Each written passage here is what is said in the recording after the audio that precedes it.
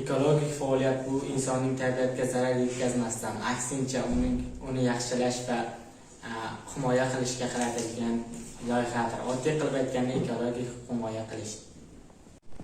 Eko faoliyatga misolar: yangi daraxtlar ekish, bog' va parklarni ko'paytirish hamda havoni tozalashga yordam berish. Hayvonlar va tabiatni himoya qilish, noyob hayvonlarni asrash, o'rmonlarni himoya qilish, daryolarni tozalash. Suv va energiyani tejash. Suvni isrof qilmaslik, energiyani tejash, quyosh energiyasidan unumli foydalanish. Chiqindilarni qayta ishlash va ajratish, plastmassani kamaytirish, qayta ishlash, axlatlarni to'g'ri ajratish. Biz insonlar axlatlarni kerakli joylarga tashlashimiz zarurdir. Tabiatni asraylik, kelajagimizni himoya qilaylik.